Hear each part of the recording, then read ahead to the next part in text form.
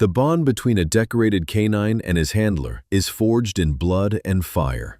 Yet today that loyalty is traded for the highest bidder's coin. As the heroes of the city sit behind rusted iron bars, their silence hides a devastating betrayal. The very department they protected has marked them for disposal like expired ammunition.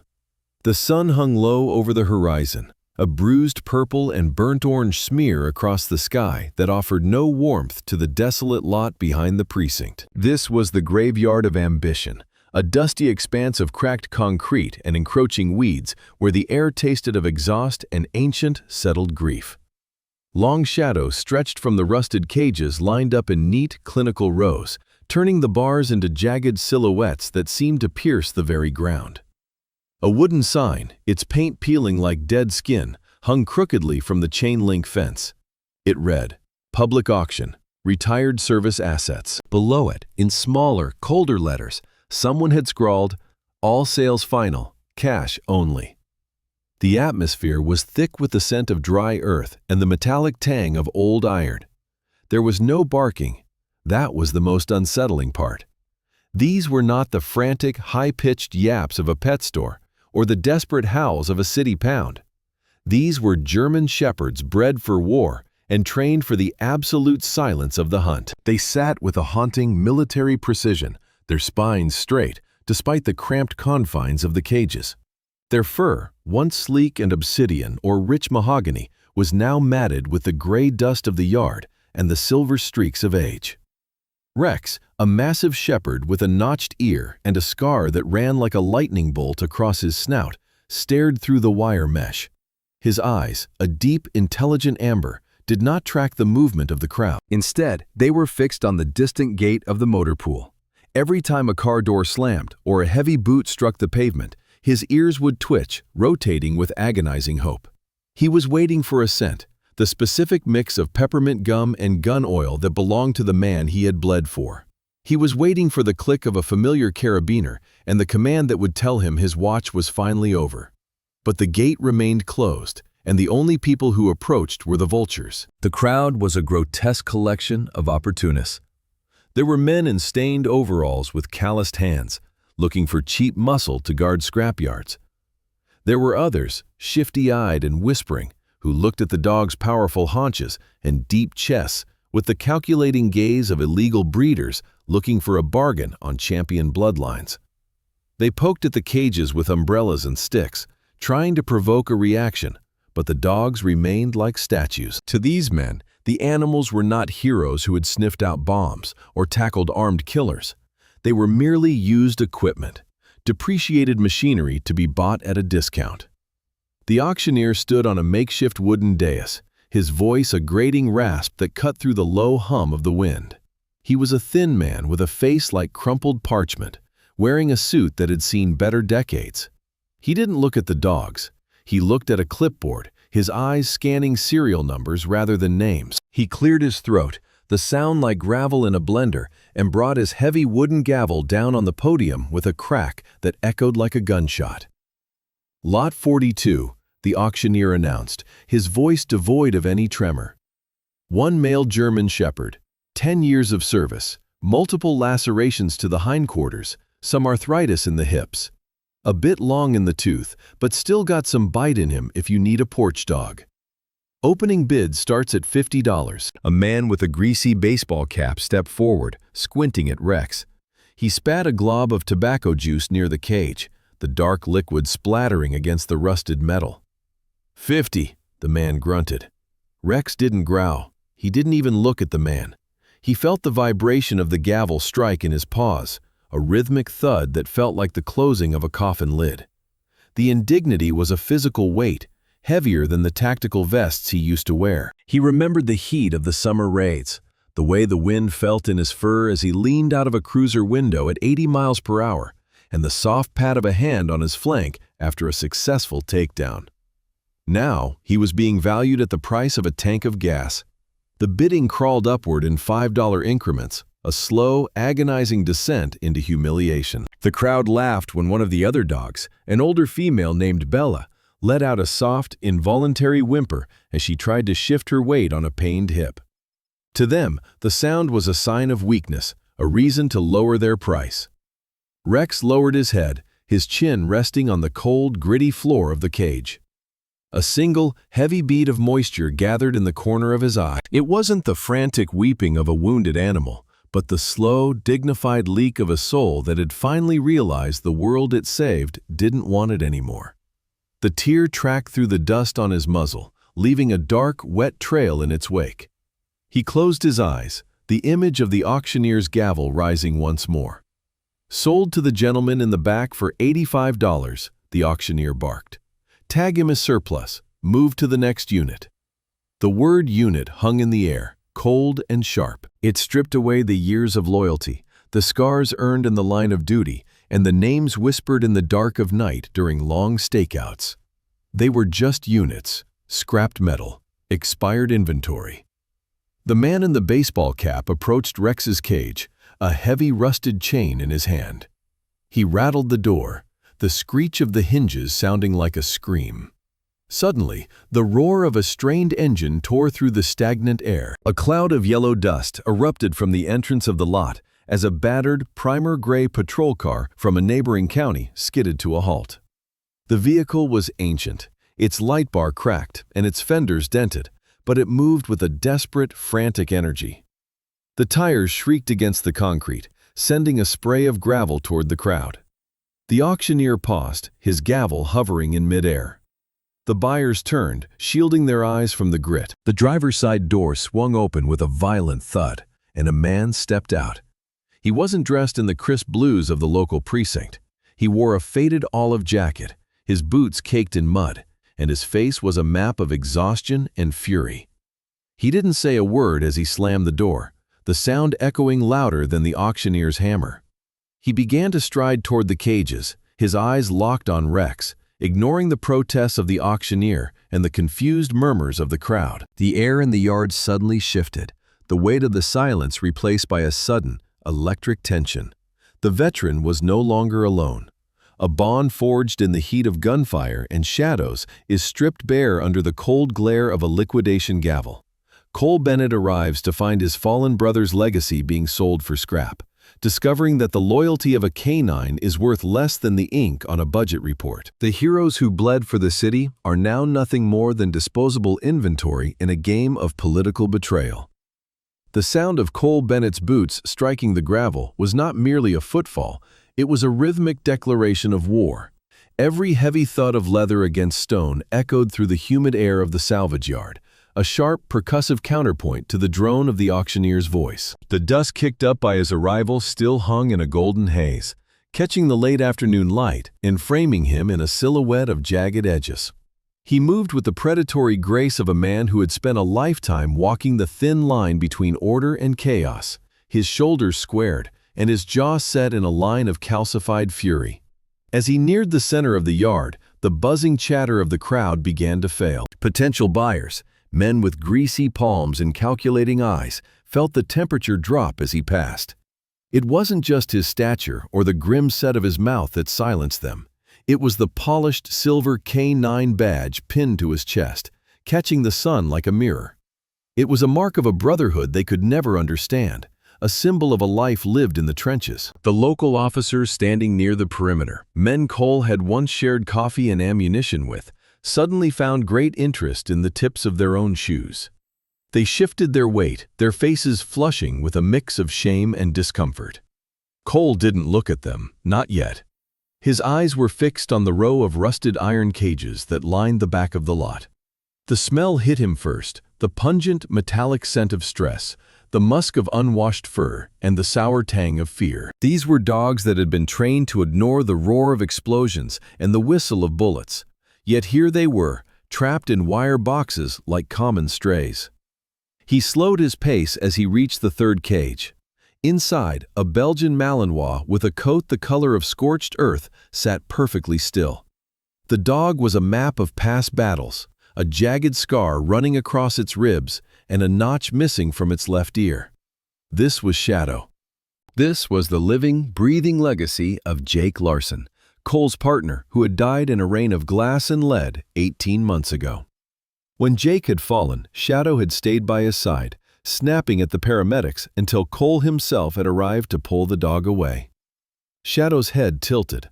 The dog's nostrils flared, catching a scent that had been absent for too long.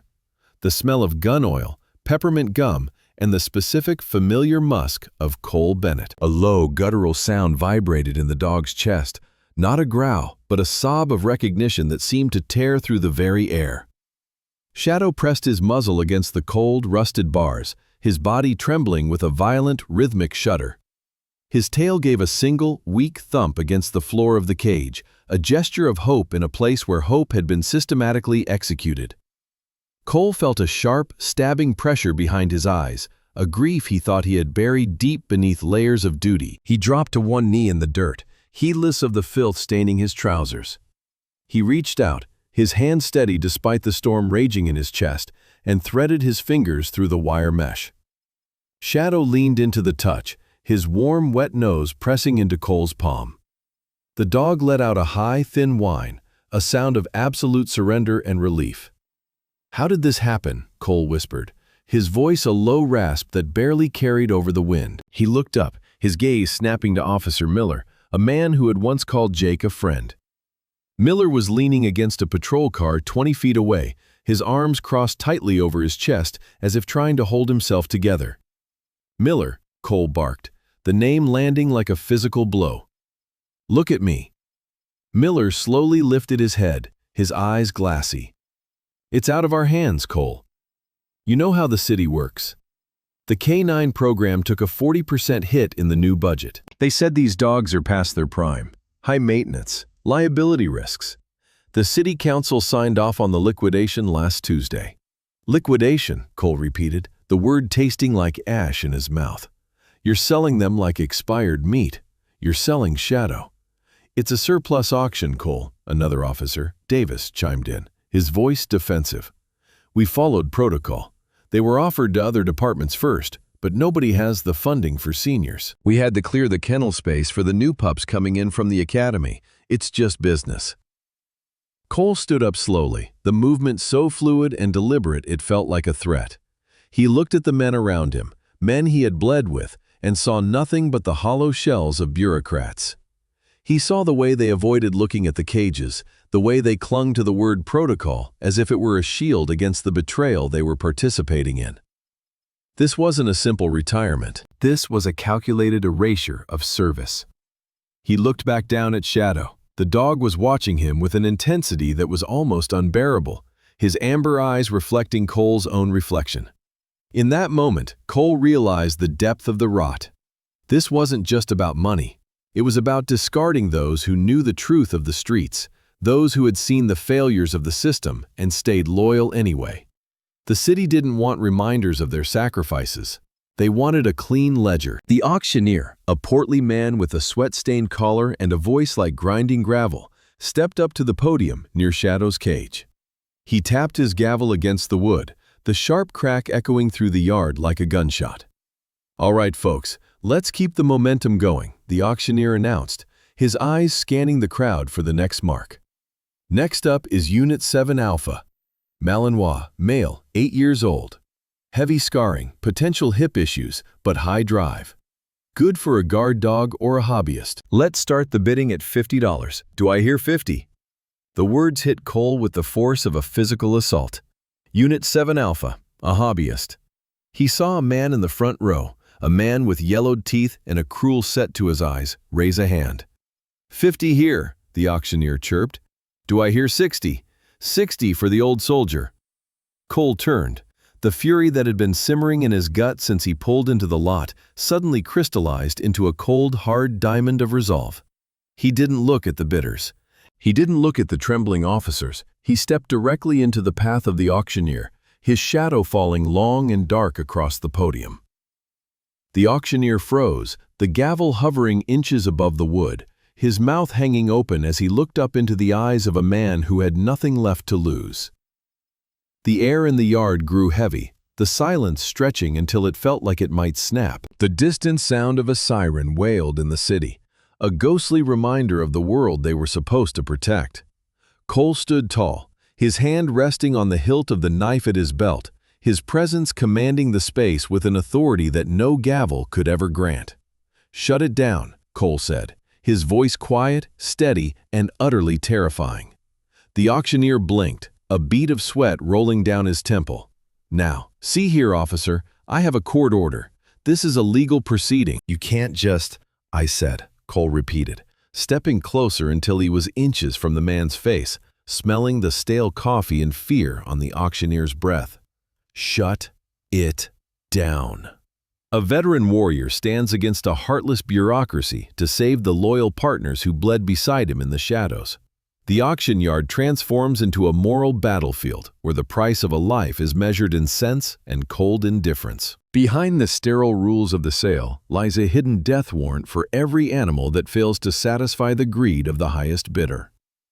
The sun hung like a heavy brass coin in the sky, baking the dry earth of the auction yard until the air shimmered with heat and the pungent scent of stressed animals. Miller, the auctioneer, stood atop a raised wooden dais that creaked under his weight. He was a man who looked like he had been fashioned out of gray clay and cheap polyester, his skin slick with a film of oily sweat. In his hands, he clutched a thick manila folder, its edges frayed and stained. He didn't look at the cages lined up beneath him, nor did he acknowledge the low, rhythmic whimpering of the Malinois and German shepherds who paced their narrow confines. To him, they were not soldiers or companions. They were surplus hardware, depreciating assets that needed to be cleared from the ledger. He tapped the microphone, a shrill burst of electronic feedback slicing through the heavy atmosphere. The crowd, a mix of curious onlookers, bargain hunters, and men with hard eyes and scarred knuckles, fell into an uneasy silence. Miller cleared his throat, the sound like gravel rattling in a tin can, and began to speak with a practiced administrative coldness that made the skin crawl. "Attention bidders," Miller barked, his voice amplified and distorted by the battered speakers mounted on the fence posts. "Before we proceed with the next lot of units, the department has issued a set of revised protocols. These rules are non-negotiable and absolute. Pay attention, because I will not repeat them." Cole stood at the edge of the crowd, his boots anchored deep in the dust. His jaw was set so tight that the muscles in his neck pulsed with every heartbeat. He watched Miller's mouth move, feeling a cold, hollow dread opening up in his chest. Beside him, in a cage that smelled of rust and old fear, Shadow let out a soft, broken huff, pressing his scarred muzzle against the chain link. "Rule 1, Miller announced, his eyes never leaving the paper in his hand. "All sales are final. There are no warranties, expressed or implied. Once the gavel falls, the asset is your responsibility. Rule 2. Under no circumstances are these units to be returned to their former handlers or trainers. The department has deemed such associations a liability to the transition process. Sentimental interference will not be tolerated." A ripple of murmurs moved through the crowd. Some people shifted uncomfortably, but others, the ones looking for cheap guard dogs to chain in scrap yards, simply nodded. Cole felt the blood beginning to boil in his veins. The idea that these dogs, who had saved countless lives, were being forbidden from the only people who actually loved them was a cruelty that defied logic. It was a calculated move to erase their history, to turn them into blank slates for whoever had the cash. Rule 3, Miller continued, his voice rising to drown out the growing unrest. Medical records for all units are sealed. You buy the asset as it stands. Any pre-existing injuries, psychological trauma, or chronic conditions are the sole burden of the purchaser. The department is not liable for any malfunctions or health failures post-sale. Cole looked at Shadow's hip, knowing the shrapnel scars that lay hidden beneath the fur. He knew the way the dog whimpered in his sleep when the memories of the explosions became too loud. To seal those records was to send these dogs into homes or facilities that wouldn't know how to care for them, or worse, would punish them for their invisible wounds. It was a setup for failure, a way to ensure these animals were discarded again the moment they became inconvenient. But it was the fourth rule that finally snapped the thin thread of Cole's restraint. Rule 4, Miller said, his tone dropping into a flat, deadly drone. Any unit that remains unsold by the conclusion of today's proceedings will be designated for immediate processing. Given the age and wear on these assets, they are not eligible for resheltering. They will be moved to the on-site disposal unit at 1800 hours, no exceptions. The word processing hung in the air like a poisonous fog. It was a sanitized, bureaucratic term for an execution. If no one wanted them, if they weren't profitable enough, they were to be killed before the sun went down. The crowd went still, the sheer naked brutality of the statement finally sinking in. Even the most hardened bidders looked away, unable to meet the gaze of the dogs in the cages. Cole didn't look away. He looked straight at Miller, seeing the man's indifference as a physical stain. He felt the weight of every mission he had ever run, every night he had spent in the dirt with Shadow guarding his back, and every promise he had made to never leave a man behind. Cole moved. It wasn't a run, but a steady, predatory advance that cut through the crowd like a knife through silk. People scrambled out of his way, sensing the kinetic energy radiating off him. He reached the wooden dais in 3 long strides and hauled himself up onto the platform before Miller could even blink. The auctioneer recoiled, his eyes widening behind his spectacles. "Hey, you can't be up here! Security!" Cole didn't say a word. He reached out and snatched the microphone from Miller's hand, the plastic casing cracking under the strength of his grip. He swung his arm in a violent arc, gearing the loudspeaker cable until it tore free from the amplifier with a shower of sparks. The silence that followed was sudden and deafening, broken only by the wind whistling through the fence. Cole turned to face the crowd, but his eyes were fixed on the representatives from the department, sitting in their air-conditioned SUVs at the perimeter. He didn't need a microphone. His voice carried with the authority of a man who had commanded men in the heart of a war zone. "Look at them!" Cole roared, pointing a trembling finger toward the rows of cages. "Look at these dogs! You call this a procedure? You call this administrative protocol? This isn't a sale. This is a goddamn execution." Miller tried to step forward, his face flushed with a mix of anger and terror. "Get off this stage, Cole. You're interfering with a legal auction. You're a civilian now. You have no standing here. I'll have you arrested." Cole turned on him, his shadow looming over the smaller man. Miller retreated until his heels hit the edge of the platform.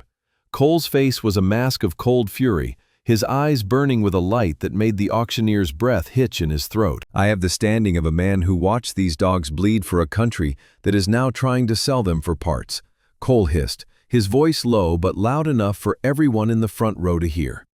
"You want to talk about rules? Here's a rule for you. You don't get to murder heroes because they're no longer convenient for your budget. You don't get to hide their pain and sell them to the highest bidder like they're scrap metal." A pair of private security guards in black tactical vests began to move toward the stage, their hands hovering over their holsters. The crowd began to murmur, the tension reaching a breaking point. Cole didn't flinch. He stepped down from the dais and walked directly to Shadow's cage, standing in front of the gate like a sentinel. He crossed his arms over his chest, his posture making it clear that anyone who wanted to get to the dog would have to go through him first. The lead security guard, a man with a thick neck and a buzz cut, stopped a few feet away.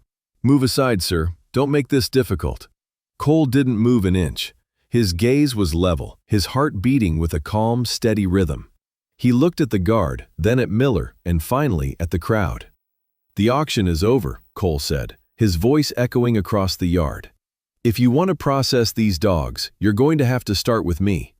The air was thick with the scent of ozone and dust. In the cages, the dogs had stopped pacing. They were watching, their ears forward, sensing the shift in the atmosphere. Shadow sat tall behind the wire, his tail giving a single, slow thump against the ground. The standoff had begun, a solitary man standing against a system that had forgotten the meaning of loyalty, and for the first time in a long time, the silence in the yard felt like a prayer before a storm. The memory did not come to Cole in fragments. It arrived as a tidal wave, cold and suffocating, dragging him back 3 years into the bowels of a rotting shipyard warehouse on the edge of the city. The air in that place had been different than the dusty heat of the auction yard. It had been heavy with the scent of stagnant salt water, rusted iron, and the metallic tang of impending violence. The overhead lights had flickered with a rhythmic dying hum, casting long skeletal shadows across the concrete floor. Cole could still feel the weight of his tactical gear, the way the sweat had turned cold against his skin as he and Jake Larson moved in perfect, practiced synchronicity. They were a team of 6, 2 men and 4 dogs. Titan, Ranger, and Blitz had been the vanguard, their paws silent on the grit-covered floor, while Shadow stayed glued to Jake's hip, a dark ghost in the periphery. They had been chasing a ghost, a high-level arms dealer who had turned the warehouse into a fortress. The ambush happened in a heartbeat. A flashbang grenade detonated near a stack of shipping crates, the world exploding into a blinding white void and a high-pitched scream of ringing ears. Before the spots could clear from Cole's vision, the air was shredded by the rhythmic thud of automatic gunfire. The muzzle flashes were like strobe lights in the darkness, illuminating the chaos in jagged bursts. Jake had been moving toward a rusted catwalk when the first volley caught him. Cole saw the impact before he heard the sound. Jake's body jerked, his shoulders snapping back as a bullet tore through the gap in his ceramic plating. He stumbled, his boots skidding on a patch of oil. Another round found its mark, hitting Jake in the thigh and sending him crashing to the floor. Shadow did not wait for a command. The Belgian Malinois was a blur of mahogany and black, a living weapon fueled by a devotion that defied the laws of biology. As the gunman on the catwalk leveled his rifle to finish Jake off, Shadow launched himself through the air. He didn't go for the throat or the arm. He threw his entire body over Jake's chest and head, becoming a living shield. The sound of the bullets hitting Shadow was a dull, sickening thud, a noise that would haunt Cole's nightmares for the rest of his life. The dog let out a sharp, strangled yelp but did not move. He stayed pinned to his master's chest, his claws digging into the concrete, his teeth bared in a silent snarl as he took the lead meant for the man beneath him. Titan, Ranger, and Blitz reacted with a primal ferocity that bypassed their training. They were no longer tactical assets, they were a pack defending their fallen. Titan, the largest of the German shepherds, roared a sound that was less of a bark and more of a prehistoric battle cry. He surged forward, leaping over a stack of pallets to reach the shooter on the ground floor. Ranger and Blitz followed, their movements a coordinated strike of teeth and muscle. Cole watched through the haze of smoke as Blitz took a bullet to the ear, the blood spraying in a fine mist, but the dog didn't even flinch.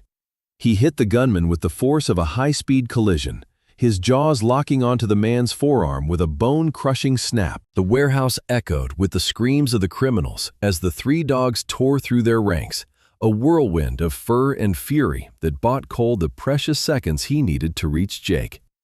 Cole slid across the floor on his knees, his hands trembling as they moved to Jake's neck to check for a pulse.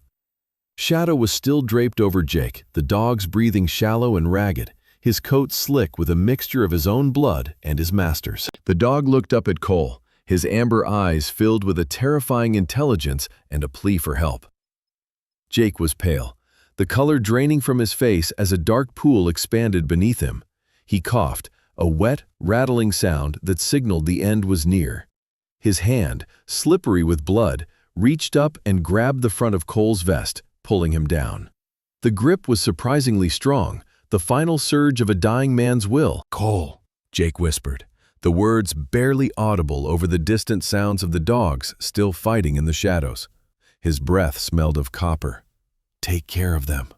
Jake's eyes flickered toward Shadow, who was whimpering now, a low, mournful sound that vibrated through Jake's chest. "Don't let them be lonely," Jake gasped, his voice breaking. "They gave everything. They don't know how to be, just dogs. Don't let them die in a cage." The light in Jake's eyes began to dim, the pupils dilating until the blue of his irises was gone. His hand lost its grip on Cole's vest, falling heavily to the concrete. Shadow let out a howl then, a sound so raw and filled with such profound agony that it seemed to vibrate the very foundations of the warehouse. It wasn't the howl of an animal. It was the scream of a soul being torn in half. Titan, Ranger, and Blitz returned from the darkness, their muzzles stained red, their bodies scarred and shaking. They gathered around the fallen man and their wounded brother, forming a circle of silent, grieving sentinels. In that moment, the warehouse was a cathedral of loss, and Cole was the only one left to carry the weight of the cross. The memory snapped shut like a book. Cole stood in the auction yard, the present rushing back in a deafening roar of crowd noise and the smell of dry dust. He was still standing in front of Shadow's cage, his arms crossed, his body a barricade. The security guards were closing in, their faces stern and unyielding, but Cole didn't see them. He saw the way Shadow was looking at him through the wire mesh. The dog's eyes were the same amber they had been in the warehouse, but now they were clouded with a weary resignation. Shadow remembered. He remembered the blood, the promise, and the man who had died under his protection. The dog shifted his weight, his old injuries clearly bothering him, and let out a soft, huffing breath that hit Cole's hand. Cole's eyes were rimmed with a fierce, burning red, the result of 3 years of repressed rage and a grief that had never been allowed to heal. He felt the phantom weight of Jake's hand on his vest. The promise wasn't just a set of words, it was a debt written in the blood of heroes. He looked at the auctioneer Miller, who was now shouting for the police, and then back at the guards. The silence that Cole projected was more threatening than any shout could have been. He felt a strange, cold clarity. He had spent years trying to play by the rules, trying to work within a system that saw these animals as depreciated assets. He had watched as they were moved from one facility to another, their spirits breaking a little more with every new cage. He looked at Titan, who was pacing in the cage to the left, his gait uneven from a hip injury sustained during a raid in a different city. He looked at Ranger and Blitz, their faces graying with age, their eyes fixed on him with an unwavering trust that he did not feel he deserved. "You think you're buying dogs," Cole said, his voice low and vibrating with a dangerous intensity. "You're trying to buy the pieces of a man's soul. You're trying to auction off the only things that stayed loyal when the world went to hell." The lead guard took another step forward, his hand moving to the baton on his belt. "Sir, this is your last warning. Step away from the cage or we will use force." Cole didn't flinch. He didn't even blink. He thought of the warehouse. He thought of the way Shadow had jumped into the line of fire without a moment's hesitation. He thought of the way Jake had trusted him with the only thing that mattered in his final moments. "I'm not moving," Cole said, the words falling like stones into a deep well. "And if you touch these cages, you're going to find out exactly what kind of monster you've been trying to sell." The air tensions snapped. One of the guards reached out to grab Cole's arm, but Cole was faster. In a movement that was a blur of veteran muscle and instinct, he caught the guard's wrist and twisted, stepping into the man's space with a terrifying efficiency. The crowd gasped, a collective intake of breath that signaled the end of the standoff and the beginning of the war. Shadow stood up in his cage, his hackles rising, a low growl rumbling in his chest that sounded like an approaching storm. The other 3 dogs joined in, a chorus of guttural warnings that silenced the yard. They weren't just dogs anymore. They were the ghosts of the shipyard warehouse, and they were ready to finish the fight they had started 3 years ago. The silence that followed the physical confrontation was a heavy, suffocating thing, thick with the smell of damp earth and the metallic tang of rusted chain link. Cole stood his ground in the center of the auction yard, his chest heaving with a controlled, rhythmic intensity. His hands were still balled into fists, the knuckles wide and scarred from years of service. The guard he had just repelled was backing away, nursing a wrist that would likely be bruised for weeks, but Cole didn't look at him. His eyes were locked on a figure standing in the periphery of the crowd, a man who looked like he wanted to vanish into the gray mist of the morning. Deputy Sheriff Harris was a man Cole had once trusted with his life. They had shared coffee in the cabs of patrol trucks during freezing winter nights and covered each other's backs in the chaotic aftermath of high-speed chases. Harris was a Caucasian man in his late 40s, his face a roadmap of stress and compromise. His uniform, usually crisp and authoritative, seemed to hang off his frame today, reflecting a soul that had grown weary of its own choices. When Harris saw Cole moving toward him, his first instinct was to turn away, but Cole was too fast. Cole reached Harris in 4 long, predatory strides. He didn't use a weapon. He didn't need one. He grabbed the deputy by the shoulder, his fingers digging into the fabric of the uniform with the strength of a man who had spent a lifetime wrestling monsters. Without a word, Cole steered him toward the shadow of a rusted shipping container at the edge of the yard, away from the prying eyes of the bidders and the security guard. He shoved Harris against the cold, corrugated steel, the sound of the impact echoing like a muffled drumbeat. "Look at me, Harris," Cole said. His voice was not a shout. It was something far worse, a low, vibrating growl that carried the weight of 1,000 miles of shared history. "Look at me and tell me why Shadow is in a cage." Harris struggled to maintain eye contact, his gaze flitting toward the ground, toward the mud-caked boots of his former friend. He was trembling, a fine rhythmic shudder that started in his hands and traveled up his arms. "Cole, you don't understand the way things work anymore," Harris stammered, his voice thin and reedy. "The department, the county, they're under pressure. There's no money for the old programs." Cole slammed his hand against the container next to Harris's head, the boom of the metal making the deputy flinch violently. "Don't talk to me about budgets. I know these dogs. I know their records. Shadow has 3 more years of service in him. Easy. Ranger and Blitz are veterans, but they aren't scrap. Why are they being sold like broken equipment?"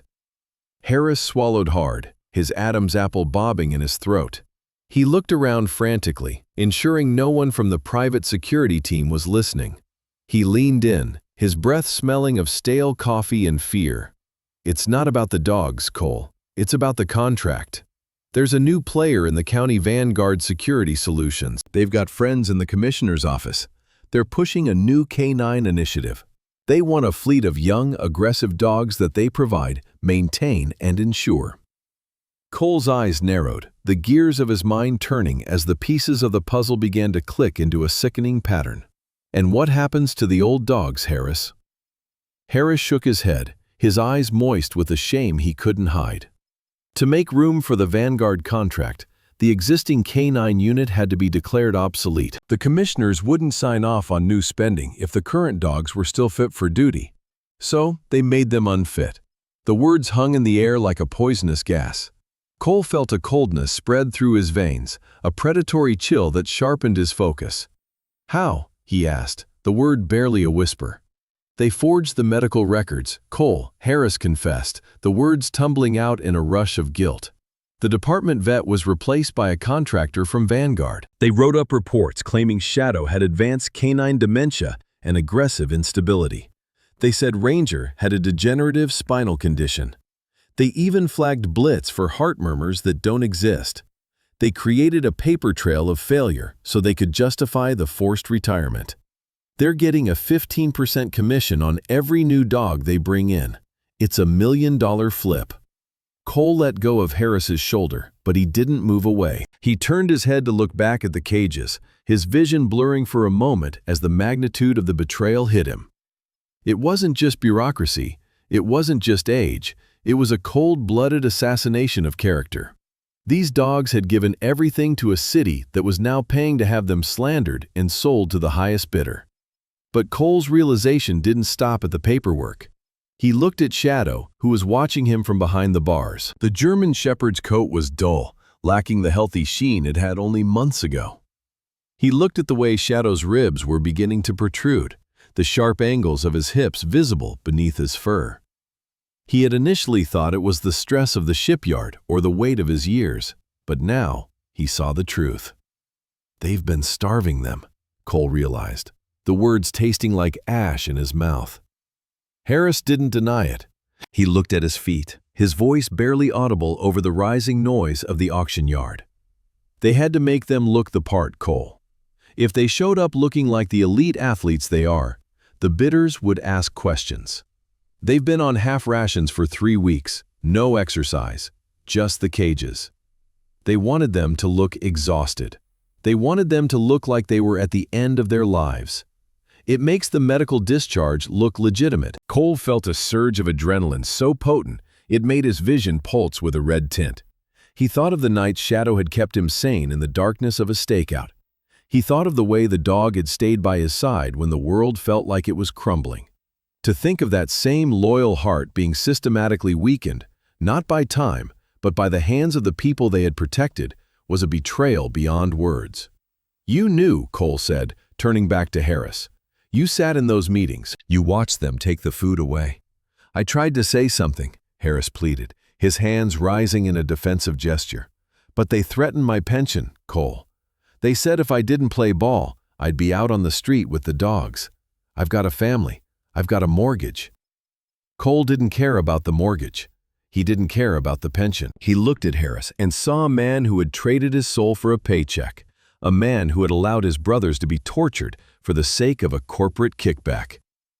"You're a coward, Harris," Cole said, his voice flat and devoid of emotion. "And when this is over, you're going to have to live with the fact that you were the one who held the door open for the wolves." Harris reached out to grab Cole's arm, perhaps to apologize, perhaps to beg for understanding, but Cole brushed him off with a violent flick of his wrist. He turned away from the deputy and began to walk back toward the center of the yard. The auctioneer was climbing onto the wooden platform now, a man in a sharp suit who looked like he had never spent a day in the mud. He adjusted the microphone, the feedback screeching through the air like a dying bird. Cole's mind was a whirlwind of tactical options. He had no legal standing. He had no money to outbid the shadowy figures in the front row. He had nothing but his own two hands and a fury that was beginning to boil over. He looked at the four dogs, Shadow, Ranger, Blitz, and Titan. They were all watching him. Even in their weakened state, even after weeks of neglect and the crushing weight of betrayal, they were looking to him for a command. They were waiting for their handler to lead them out of the wire. The auctioneer cleared his throat, his voice booming over the loudspeakers. "Ladies and gentlemen, thank you for your patience. We are ready to begin. Lot number 1 is a 10-year-old German Shepherd, retired from the K9 unit due to medical instability. A difficult animal, but one with a storied history." The crowd leaned forward, their faces a mask of curiosity and greed. Cole saw a man in a tactical vest, likely a representative from a low-rent private security firm, raise his hand. He saw the way the man looked at Shadow, not as a hero, but as a tool to be used until it finally snapped. Shadow stood up in his cage. He didn't bark. He didn't growl. He simply stared at Cole, his amber eyes reflecting the cold gray sky. The dog knew. He knew the truth behind the numbers. He knew that the world he had served had turned its back on him. And in that moment, Cole made a silent vow. He would burn the entire yard to the ground before he let them take a single one of them. The auctioneer's hammer hovered in the air, a small wooden mallet that held the power of life and death. "Going once," he shouted, his eyes scanning the crowd for more bids. Cole took a step forward, his hand sliding into the pocket of his jacket where his old service knife rested. He wasn't a civilian anymore. He wasn't a veteran. He was a man on a mission, and the mission was simple: bring the pack home. "Going twice." The sound of the auctioneer's voice was cut short by the heavy, rhythmic thud of the hammer striking the podium. The sound echoed through the yard, a final, jarring punctuation mark on the life Shadow had known. The bidding had officially begun, and the war for their survival had moved from the shadows into the blinding light of the morning. The air in the auction yard tasted of oxidized metal and the sour musk of caged animals. A biting wind whipped through the gaps in the corrugated iron walls, carrying the scent of impending rain and the heavy, greasy odor of the diesel generators humming in the background. Cole stood at the edge of the crowd, his boots anchored into the mud, his body a coiled spring of suppressed violence. He didn't look at the buyers. He didn't look at the auctioneer. His eyes were locked on the rusted cage currently being wheeled onto the raised wooden platform. Inside the wire sat Blitz. He was a Belgian Malinois whose coat had once been the color of burnt mahogany but was now shot through with streaks of premature silver. His ears, usually alert and shifting like radar dishes, were pinned flat against his skull. This was the dog that had pulled 3 children from a collapsing tenement in Chicago. This was the dog that had sniffed out an insurgent cell in a basement in Kabul. Now he was lot number 6, a line item on a ledger of discarded assets. The auctioneer, a man with a face like crumpled parchment and a voice that sounded like gravel in a blender, stepped up to the podium. He didn't look at Blitz as a living creature. He looked at him as a liability. "All right, listen up," the auctioneer barked, his voice amplified by a screeching PA system. Lot number 6 is a male Malinois, high-level search and rescue background. He comes with a full-service record, but be advised, he is classified as non-operational due to neurological instability. We are starting the bidding at $500. Do I hear 500?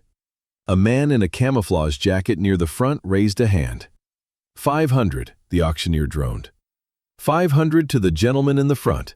Do I hear 6? 600 for a dog that knows how to find what's lost. Cole watched Blitz. The dog's chest was heaving, his breath coming in shallow, ragged spurts. The noise of the crowd, the smell of the strangers, and the harsh, rhythmic pounding of the auctioneer's gavel were beginning to trigger the dark places in the dog's mind. Blitz's paws began to twitch against the cold metal floor of the cage. He let out a low, vibrating whine that was lost beneath the shouting of the bidders. 700, the auctioneer yelled. 800. He's a bit twitchy, but he's got the drive. The auctioneer brought his wooden hammer down on the podium with a deafening crack. The sound echoed through the hollow yard like a gunshot. Blitz flinched. His entire body jerked as if he had been struck by an invisible bolt of electricity. To the dog, that sound wasn't wood hitting wood.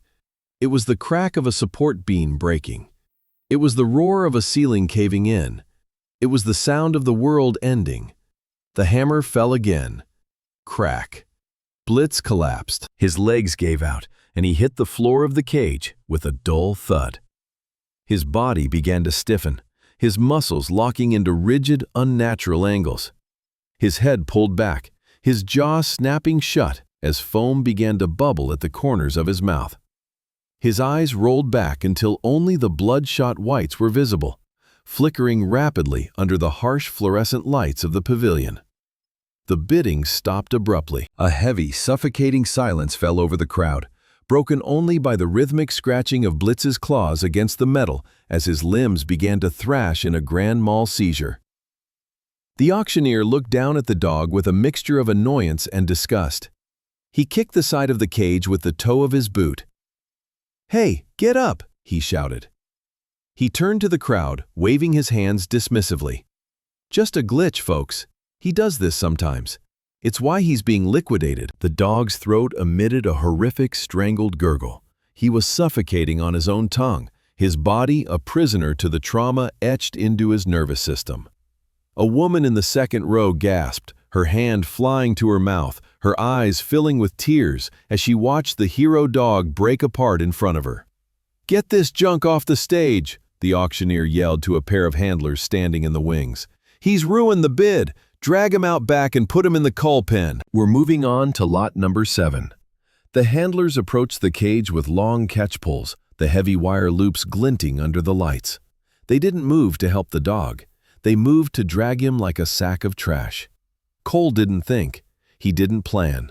The world narrowed down to a single point of focus, the dog in the cage. He moved through the crowd not as a man, but as a predator cutting through a herd of sheep. He didn't push. He flowed, his shoulders knocking men aside, his eyes fixed on the platform. He leaped onto the stage before the handlers could reach the cage. The auctioneer stepped back, his face paling as he saw the look in Cole's eyes. "Hey, you can't be up here," the auctioneer stammered, reaching for his radio. "Security." Cole ignored him. He reached the cage and saw the heavy padlock securing the door.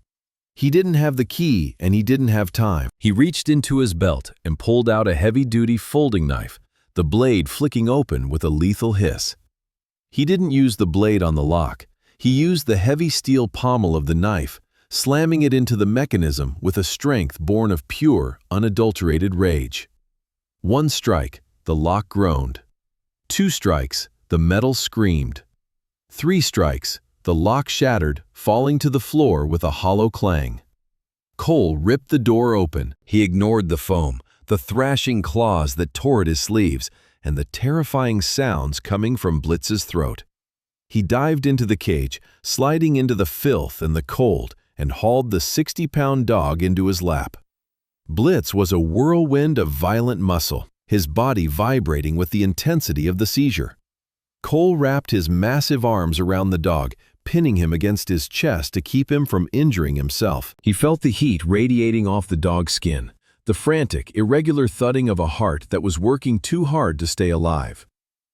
"It's okay," Cole whispered, his voice a low, gravelly rumble that cut through the chaos of the yard. "It's okay, Blitz. I've got you. I'm right here." He ignored the guards rushing toward the stage. He ignored the auctioneer screaming for the police. He leaned forward, pressing his forehead firmly against Blitz's brow. He held the contact, grounding the dog, offering his own stability as an anchor for the animal's drifting soul. "I'm here, boy. The fire's out. We're out of the building. You're safe. Nobody is going to touch you." Slowly, the violent tremors began to subside. The rigidity left Blitz's limbs, replaced by a heavy, exhausted limpness. The dog's breathing slowed from a frantic pant to a long, shuddering sob. His eyes cleared, the amber irises focusing on the man holding him. A small, tentative lick touched Cole's chin, followed by a soft whimper of recognition. The guards reached the edge of the stage, their batons drawn, their faces set in grim masks of authority. The crowd was shouting now, but the tone had shifted. The mockery and the greed were gone, replaced by a raw, collective anger. "Leave them alone!" a man in the crowd yelled. "He's a hero!" a woman screamed, her voice cracking with emotion. The guards hesitated, looking from the angry mob to the man on the stage. But it wasn't the crowd that stopped them. From the rows of cages behind the stage, a new sound began to rise. It started with Shadow, the massive German shepherd in Lot 1. He stood up, his fur bristling along his spine, and let out a bark that sounded like a crack of thunder. Then Titan, the Doberman in Lot 3, joined in. Then the Malinois, the Labs, the Bloodhounds. Every single dog in the yard rose to their feet. They didn't bark at each other. They didn't growl at the guards. They turned their heads toward Cole and Blitz, their voices joining in a deafening, unified roar of defiance. It was a chorus of the forgotten, a wall of sound that shook the very foundations of the auction house. They stood like sentinels, their eyes glowing in the shadows of their cages, a pack reunited under a single leader.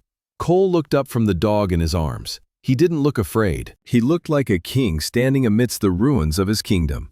He wiped a smear of blood and foam from his cheek and stared directly at the lead guard. "The dog is mine," Cole said, his voice carrying over the baying of the pack.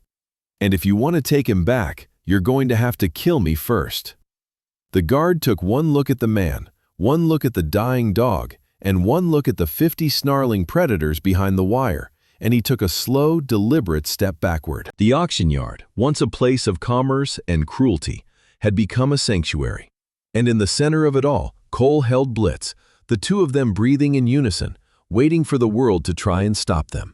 A veteran K9 handler risks a prison sentence to shield his dying partner from a predatory auction that treats heroes like scrap metal.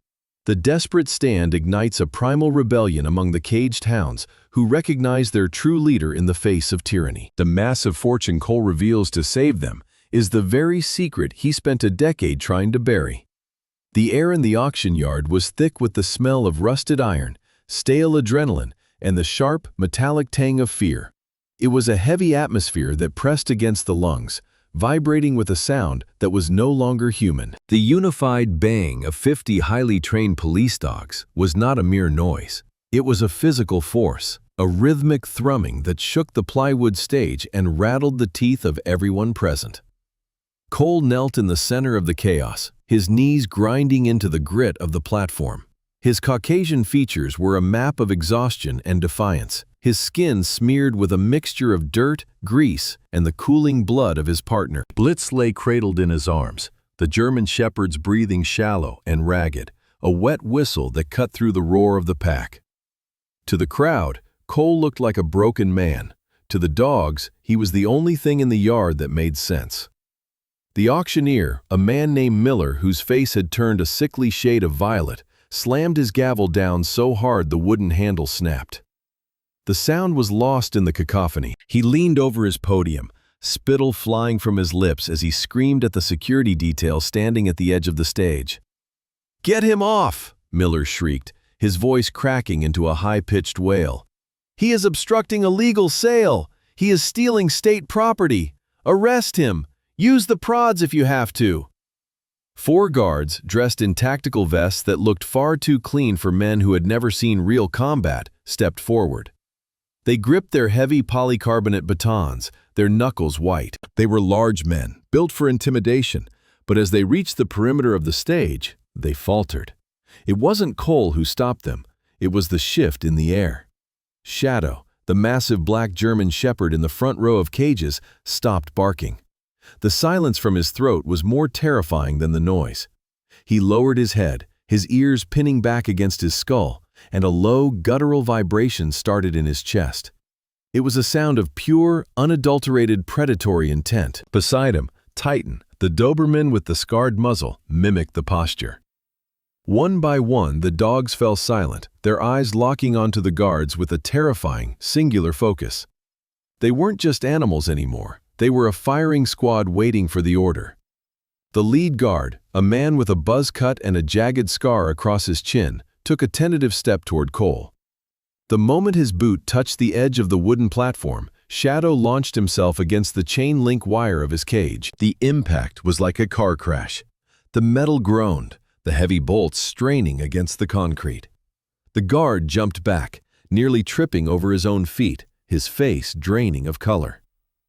"Don't touch him," Cole said. His voice wasn't loud. It didn't need to be. The silence that had fallen over the yard was so absolute that the rustle of the wind through the nearby chain-link fences sounded like a roar. Cole didn't look at the guards. He kept his eyes on Blitz, his hand rhythmically stroking the dog's matted fur, offering the only comfort he had left to give. The guard with the scar found his courage, fueled by the embarrassment of his retreat. He drew a pair of heavy steel handcuffs, the metal clicking with a cold, clinical finality. He stepped onto the stage again, flanking Cole from the left while another guard moved in from the right. "You're under arrest, Miller," the guard growled, though his voice lacked conviction. "You're coming with us, and the dog stays. He's been sold. He's not yours anymore." Cole finally looked up. His eyes were bloodshot, rimmed with a deep, hollow grief that transformed into something sharp and dangerous as he locked gazes with the officer. He felt the weight of the world pressing down on him, the years of service, the ignored pleas for pension for the animals, the cold bureaucracy that saw these living souls as nothing more than depreciating assets. The guards closed the distance. One reached for Cole's shoulder. In that instant, the yard exploded. It wasn't just barking. It was a coordinated assault of sound and fury. The dogs threw themselves at their gates in a synchronized frenzy, the sound of 50 heavy bodies hitting steel, creating a thunderous rhythm. Shadow's cage door bowed outward, the hinges screaming. Titan was snapping at the air, his teeth clicking like a pair of shears. The guards froze, paralyzed by the realization that if those cages gave way, they would be torn to pieces before they could draw their sidearms. "Stop!" Cole roared. The command was aimed at the dogs, and they obeyed instantly, dropping back into a tense, vibrating stillness. But the command also acted as a wall for the guards. They stood frozen, caught between the orders of their employer and the primal threat of the pack. Cole reached into the inner pocket of his tattered tactical jacket. The guards flinched, their hands flying to their holsters, expecting a weapon. Instead, Cole pulled out a thick, leather-bound checkbook. It was weathered, the edges frayed, but the gold-embossed crest on the front caught the harsh afternoon sun. Miller laughed, a jagged, nervous sound. "What is that? A bribe? You think you can buy your way out of a felony? That dog is worth more than your life, Miller. The bid is already at $20,000. You don't have 20 cents to your name." Cole didn't answer with words. He pulled a pen from his pocket, his hands steady despite the tremors of exhaustion racking his body. He wrote quickly, the scratch of the nib on the paper the only sound in the yard. He tore the check from the book with a sharp, decisive snap and held it high above his head, the paper fluttering in the breeze. "End this auction!" Cole shouted, his voice echoing off the corrugated metal walls of the surrounding warehouses. "Every single dog here, every cage, every soul you were planning to sell to the highest bidder. I'm buying them all." The crowd gasped, a collective intake of breath that rippled through the onlookers. The buyers, the speculators who had come to scavenge for cheap security assets, began to murmur. Miller's sneer faltered. He stepped down from the podium, his curiosity momentarily overriding his anger. He snatched the check from Cole's fingers, his eyes scanning the document with practiced cynicism. His face didn't just change, it disintegrated. The arrogance vanished, replaced by a look of sheer, uncomprehending shock. The numbers on the check were followed by enough zeros to make the entire auction yard look like a rounding error. The signature at the bottom was not just a name, it was a legacy, a family name associated with a multi-billion-dollar shipping empire that Cole had walked away from 15 years ago to join the K9 unit. This can't be real," Miller stammered, his fingers trembling as he held the paper. "You're a handler. You're a nobody. I was a nobody who wanted to do something that mattered," Cole said, rising slowly to his feet while still supporting Blitz's weight against his chest. "But if money is the only language you people speak, then I'll speak it. The auction is over. These dogs are no longer for sale. They are under the protection of a private foundation, effective immediately." The guards backed away entirely now. They recognized the shift in power. The man in the dirt-stained uniform was no longer a target. He was the owner of everything they stood on. But the moment of triumph was punctured by the scream of tires on gravel.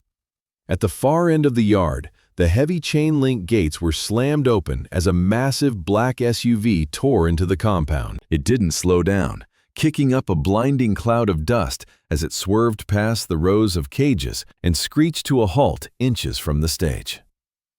The vehicle was armor-plated, its windows tinted to a deep, impenetrable black. On the side of the door, a gold shield shimmered through the dust, the insignia of the Bureau of Internal Affairs. The back door swung open, and a man in a charcoal suit stepped out.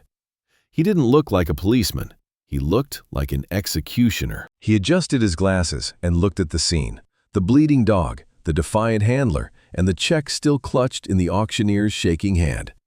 Cole stood his ground, his heart hammering against his ribs. He had used the one weapon he had promised himself he would never touch. He had revealed himself to save the pack, but as the internal affairs officer approached, he realized that the price of their freedom might be his own. The dogs felt the shift in tension. Shadow let out a long, mourning howl that was taken up by the others, a haunting melody that rose over the yard as the sun began to dip below the horizon, casting long, jagged shadows across the blood-stained stage. The dust kicked up by the heavy tires of the black SUV hung in the air like a golden shroud, illuminated by the dying rays of the sun. The engine cut out, leaving a silence so profound it felt heavy against the eardrums. Every eye in the compound was fixed on the vehicle. The dogs had stopped howling, sensing the shift in the atmosphere from chaotic violence to a cold, clinical authority. The driver's door opened with a heavy thud. Special Agent Mara Collins stepped out, her boots crunching on the gravel with a rhythmic, predatory precision. She was an African-American woman of striking presence, dressed in a sharp charcoal suit that seemed untouched by the grime of the auction yard. Her eyes, dark and unyielding, scanned the scene, the blood on the stage, the trembling auctioneer, and Cole Bennett, who stood like a ghost among the living, his hands still resting protectively on the head of the injured Blitz. Mara did not look at the guards. She did not look at the wealthy buyers cowering in the shadows of the bleachers. She walked straight toward the stage, her hand reaching into her inner jacket pocket. She pulled out a thick sheaf of papers bound by a federal seal and held them aloft. Her voice when she spoke was not loud, but it carried to every corner of the yard with the weight of a hammer. By the authority of the Bureau of Internal Affairs and the Department of Justice, these proceedings are hereby terminated, Mara announced. This facility is under immediate federal lockdown. Miller, the auctioneer, felt the blood drain from his face until his skin took on the gray hue of wet ash. His fingers, still clutching the wooden gavel, began to shake uncontrollably. "But I have the paperwork," he stammered, his voice cracking. "These animals are surplus. The contracts are signed. You can't just stop a legal sale."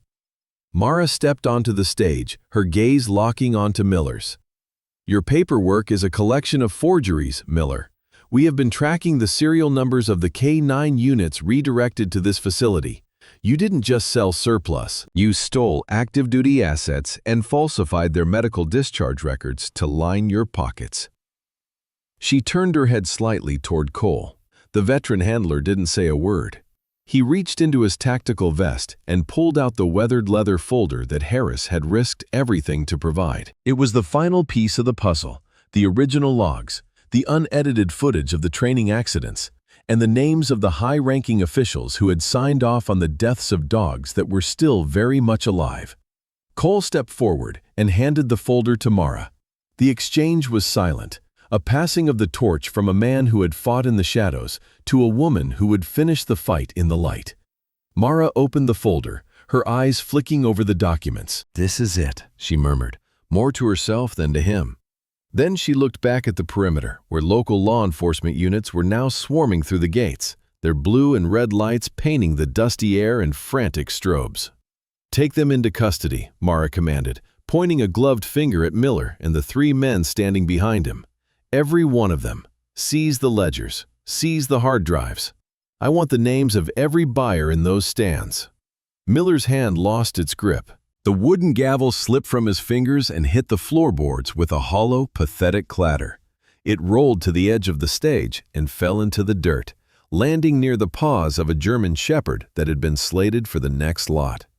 The man who had played God over the lives of heroes was led away in handcuffs, his head bowed, his bravado replaced by a whimpering plea for a lawyer.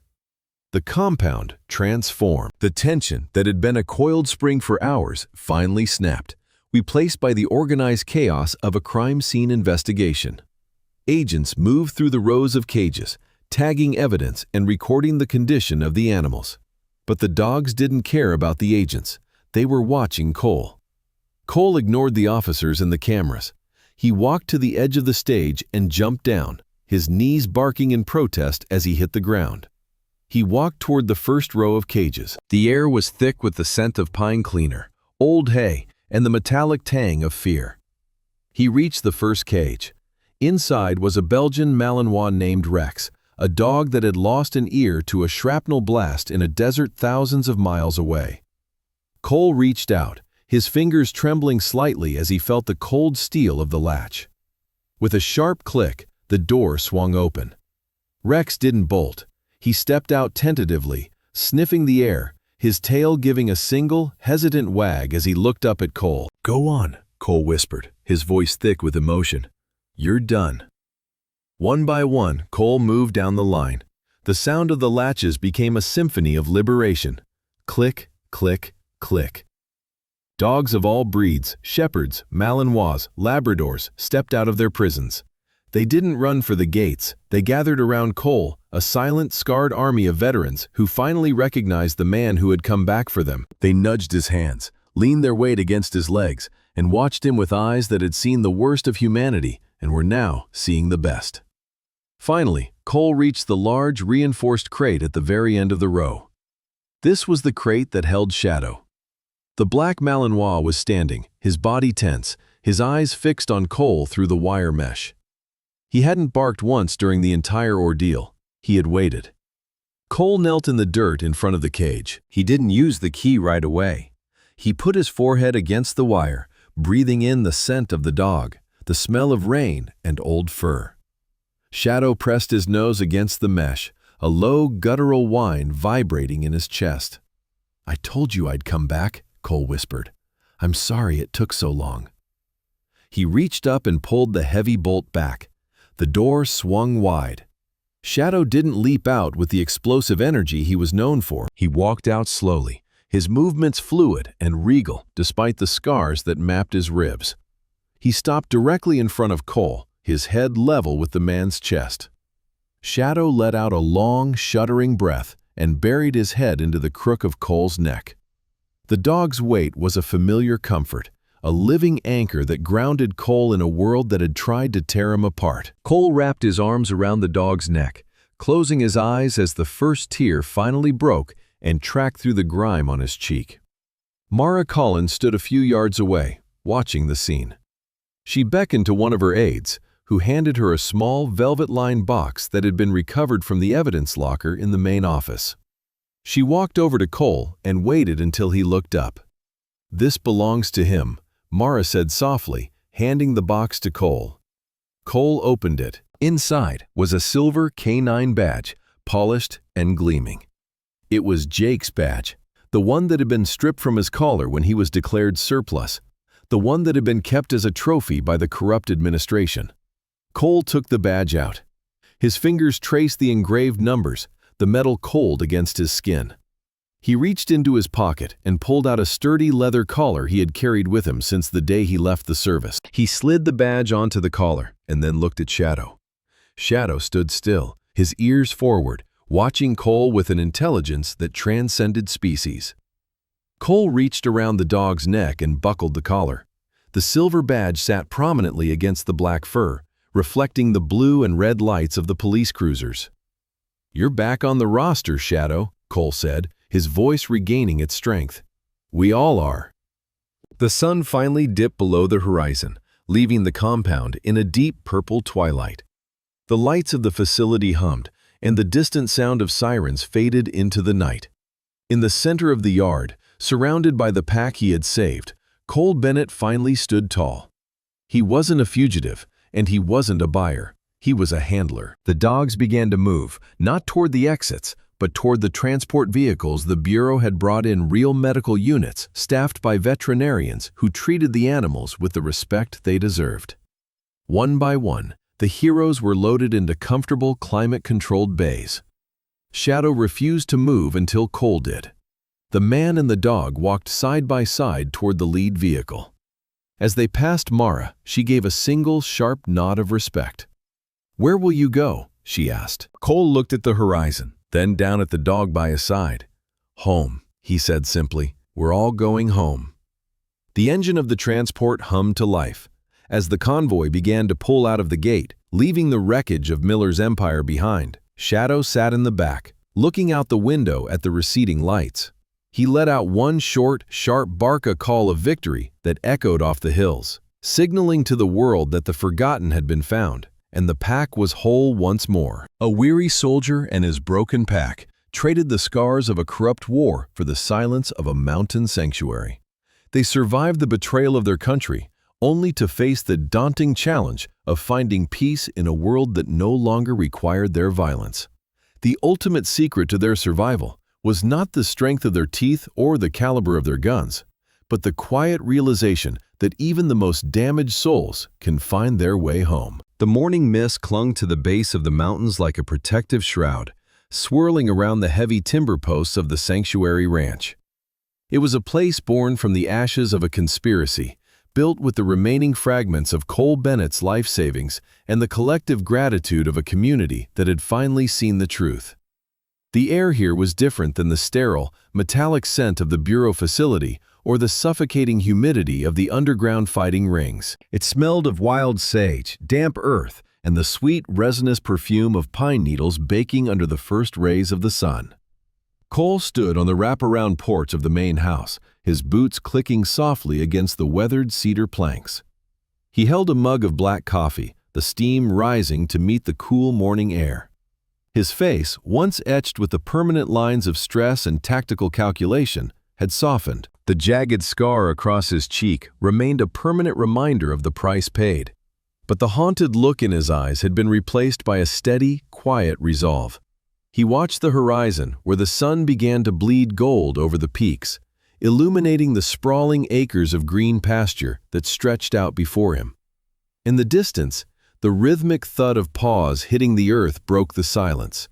Titan and Ranger were in the middle of their morning ritual. The two massive dogs, once conditioned for aggression and tactical takedowns, were now engaged in a pure, unadulterated race across the dew-slicked grass. Titan, the muscular Belgian Malinois, lunged forward with explosive power, his ears pinned back and his tongue lolling out the side of his mouth. Ranger, a leaner German shepherd with a coat that shone like polished mahogany, nipped playfully at Titan's heels, pivoting with a grace that was no longer hindered by the weight of a harness or the threat of a shock collar. There was no growling, no bared teeth of malice. It was the sound of liberation. Near the edge of the porch, nestled in a patch of sunlight that had just begun to warm the floorboards, lay Blitz. The dog had been the most physically broken of the pack, his body a map of surgical scars and healed fractures. He moved with a slight limp now, a permanent souvenir of the facility, but he no longer flinched at sudden movements. Blitz let out a long, contented sigh, his ribcage expanding and contracting in a slow, steady rhythm. He squinted his eyes against the brightness, his head resting on his paws as he watched the younger dogs play. He was the sentinel of the porch, a veteran who had earned the right to do nothing but soak in the warmth. Shadow sat perfectly still beside Cole. The black German Shepherd was an extension of the man himself. His coat was thick and healthy, free of the grime and blood that had matted it during their flight through the city. The silver badge Cole had buckled onto his collar a month ago caught the morning light, flashing with a brilliant, rhythmic strobe as Shadow turned his head. The dog did not scan the perimeter for threats or listen for the click of a safety being disengaged. Instead, he watched the gate at the end of the long dirt driveway. A white van, adorned with the logo of a local youth center, began its slow ascent up the drive. The gravel crunched under the tires, a sound that, in another life, would have sent the dogs into a defensive frenzy. Now, it was a signal of a different kind. Cole set his coffee down on a small wooden table. He looked down at Shadow, whose tail gave a single heavy thump against the porch floor. "You ready?" Cole asked softly, his voice a low rumble. Shadow stood up, his muscles rippling under his dark fur, but his posture remained relaxed. As the van came to a halt, a group of 6 children spilled out, their voices high and bright against the mountain silence. They were led by a woman in a denim jacket who smiled at Cole and gave a respectful nod. The children hesitated at first, staring at the formidable sight of the dogs. These were children who had seen their own share of darkness, coming from foster homes and high-risk environments, brought here to learn that strength did not have to mean cruelty. A young girl, no older than 7, with braided hair and a nervous grip on her own sleeves, stepped forward toward the porch. She looked at Shadow, then at Cole, her eyes wide with a mixture of awe and fear. "He is a hero," Cole said, his voice gentle as he stepped down the stairs to meet her. He used to have a very important job, but now his job is just to be a friend. "Would you like to say hello?" The girl looked at the black dog. Shadow stepped forward, moving with a deliberate slowness. He lowered his head, making himself smaller, and let out a soft huff of air. He didn't bark or jump, he simply waited. The girl reached out a trembling hand, her fingers hovering just inches from the thick fur of Shadow's neck. Shadow nudged his nose forward, touching her palm with a cold, wet velvet sensation. The girl giggled, a sound that seemed to ripple across the entire valley. She began to stroke his ears, her small hands lost in the black fur. Shadow closed his eyes, leaning into her touch, his entire body relaxing. The other children followed suit, spreading out across the lawn. Titan and Ranger came galloping back, slowing to a trot as they approached the group, instinctively sensing the need for gentleness. Within minutes, the yard was a chaotic, beautiful scene of wagging tails and laughing children. Cole stood back, watching the interaction. He felt a lump form in his throat, a rare surge of emotion that he didn't try to suppress. He reached into his pocket and pulled out a small, weathered photograph. It was a picture of Jake, taken during their final deployment. Jake was laughing, his arm draped over a younger, much more anxious Shadow. Cole looked up from the photo, staring at the vast blue expanse of the sky. The clouds were thin and wispy, like streaks of white paint on a canvas. He felt a sudden, sharp breeze kick up, carrying the scent of the sunflowers that grew in the lower pasture. It felt like a touch, a fleeting presence on his shoulder. "We did it, Jake," Cole whispered, the words barely audible over the laughter of the children. "They are safe. We are home." He tucked the photo back into his pocket and walked out into the field. The dogs saw him coming and broke away from the children for a moment, forming a loose perimeter around him. It was no longer a tactical formation, but a family. Shadow led the way, his head held high, the silver badge on his collar reflecting the midday sun like a beacon. They walked toward the lower acreage, where thousands of sunflowers turned their heavy heads toward the light. The yellow petals were a sea of gold, swaying in the wind. As Cole and the dogs moved deeper into the field, the tall stalks began to swallow them, until only the tops of their heads were visible against the vibrant yellow.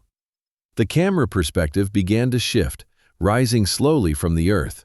It climbed higher and higher, capturing the small figures of the children playing near the white farmhouse, the dogs weaving through the sunflowers, and Cole Bennett walking in the center of it all. From this height, the ranch looked like an emerald jewel carved into the rugged mountain landscape. The fences were no longer barriers to keep things in, but boundaries to keep the world out. The group moved through the flowers, heading toward the distant woods where the shadows were cool and the water ran clear. They were moving away from the pain, away from the blood, and into a future that was no longer measured in survival, but in moments of peace. The image of the man and his pack grew smaller as the camera ascended into the clouds.